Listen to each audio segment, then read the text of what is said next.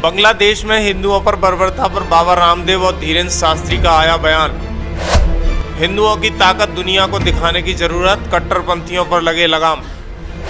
केंद्र सरकार से बांग्लादेश के अल्पसंख्यकों हिंदुओं को बचाने की अपील। भारत में बांग्लादेश के हिंदुओं के लिए दरवाजे खोले जाएं, धीरेन्द्र शास्त्री।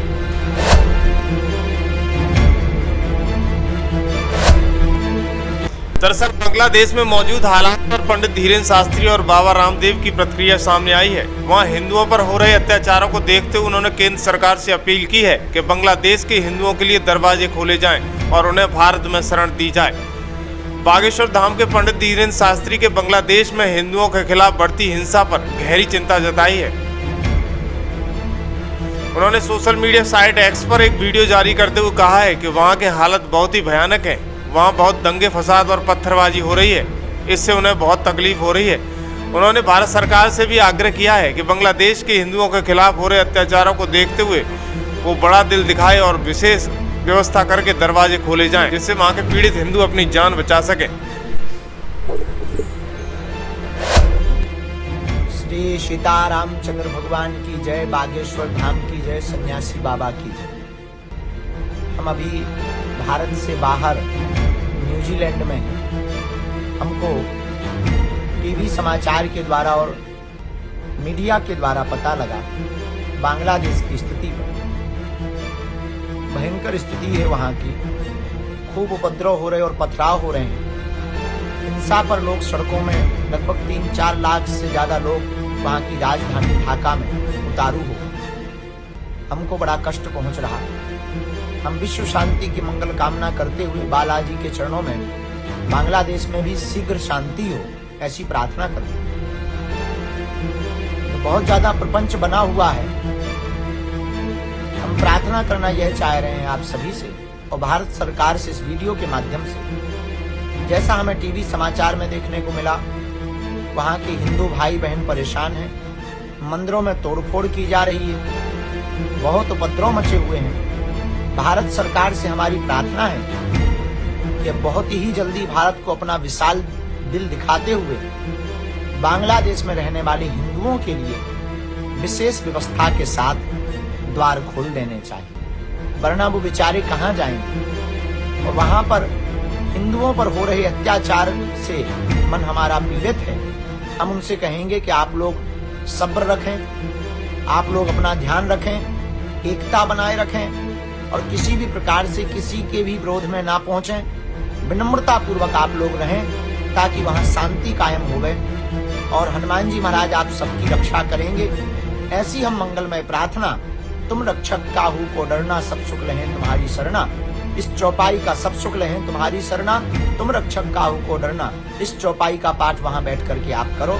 हम यहाँ से हनुमान जी से प्रार्थना करते हैं और भारत सरकार से हम निवेदन करते हैं कि अपने द्वार को खोलकर बांग्लादेशी हिंदुओं को शरण दे करके उनको जो है प्रसन्न करें। यही इस वीडियो के माध्यम से हम प्रार्थना करना चाहेंगे। जय श्री राम।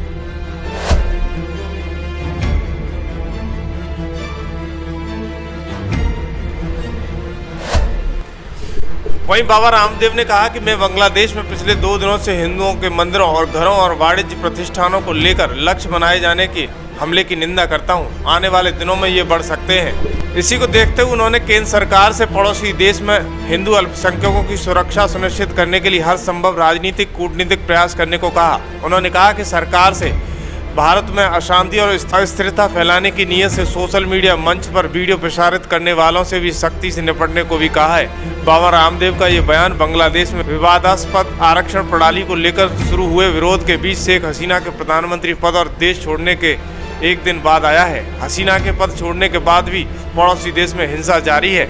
और इस पर बाबा रामदेव क्या कहते हुए नजर आए। स्थानों पर जिस तरह से सुनियोजित हमले इस्लामिक कट्टरपंथी ताकतें बांग्लादेश में कर रही है, ये बहुत ही शर्मनाक और खतरनाक है। और मुझे तो आशंका है आगे वहां पर जो हमारे अल्पसंख्यक हिंदू भाई हैं उनकी माँ बहन बेटियों की इज्जत आबरू पर बात ना आ जाए। इसके लिए भारत को चौकन्ना रहना पड़ेगा और पूरी ताकत के साथ अपने अल्पसंख्यक हिंदू भाइयों के साथ पूरे देश को खड़ा होना पड़ेगा। किसी भी तरह से कोई बड़ी दुर्घटना ना हो, इसके लिए कूटनैतिक तौर पर, राजनीतिक तौर पर भारत को प्रयास करने पड़ेंगे। और मैं आश्वस्त हूं कि इस समय भारत के प्रधानमंत्री जो बहुत ही तेजस्वी हैं, यशस्वी हैं और पूरा हिंदुस्तान उनके साथ खड़ा हुआ है। पहली मर्तबा मैं देख रहा हूं बहुत वर्षों के बाद, करीब 2-3 दशकों के बाद, कि भारत का पक्ष और विपक्ष एक साथ इस मुद्दे पर खड़ा हुआ है। और किसी भी हम बुरी से बुरी परिस्थिति का सामना करने के लिए हमें तैयार रहना पड़ेगा और जरूरत पड़ने पर भारत को हस्तक्षेप भी यदि करना पड़े तो भी। जब हमने बांग्लादेश को जन्म दिया, जब हम बांग्लादेश बना सकते हैं, तो वहां पर रहने वाले अपने हिंदू भाइयों की रक्षा करने में भी पूर्ण तरह से समर्थ हैं। और इस भारत के सामर्थ्य को हमें दिखाना होगा, जिससे कि वहां पर रहने वाले हिंदुओं की तरफ कोई आंख न उठा सके।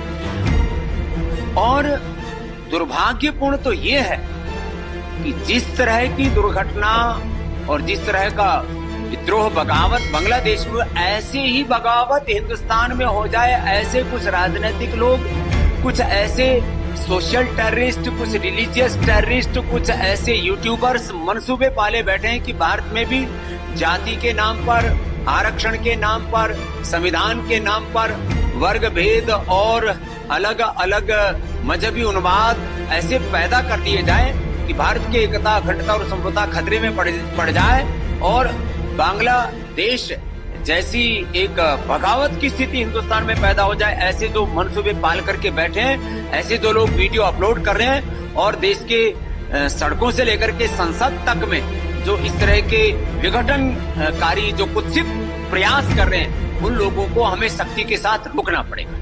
पूरी दुनिया में जैसे यहूदी लोगों पर कोई अंगुली नहीं उठा सकता, क्योंकि पूरी दुनिया के यहूदी एक है, ताकतवर है।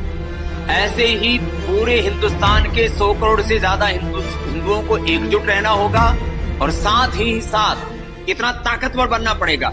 जब मुट्ठी भर यहूदी लोग ताकतवर होकर के और यूनाइट होकर के पूरी दुनिया में अपने आत्मसम्मान और स्वाभिमान की रक्षा कर सकते हैं, तो हम हिंदुओं को भी एकजुट होकर के अपने 100 करोड़ से अधिक हिंदुस्तानियों की और जो पूरी दुनिया में हमारे करोड़ों हिंदू जो अल्पसंख्यक हैं अलग अलग देशों में, वो भी करोड़ों की संख्या में, उनकी भी हमें रक्षा करने के लिए संगठित रहना पड़ेगा, प्रतिबद्ध रहना पड़ेगा और पूरी ताकत के साथ राजनीतिक तौर पर, राष्ट्रीय तौर पर और वैश्विक तौर पर उनके साथ खड़ा होना पड़ेगा।